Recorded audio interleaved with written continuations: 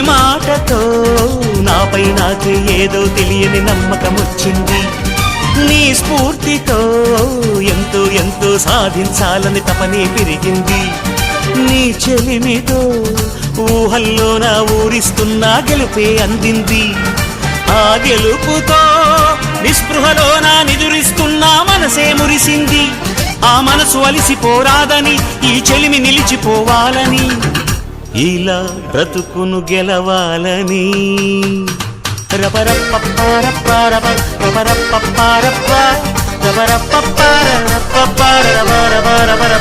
గామ గామ హంగామ మనమే హాయ చిరునామా పాత బాధ గదిని ఖాళీ చేద్దామా. గామ గామ హంగామ కష్టం ఖర్చు పెడదామా కొత్త సంతోషం జమ చేద్దామా.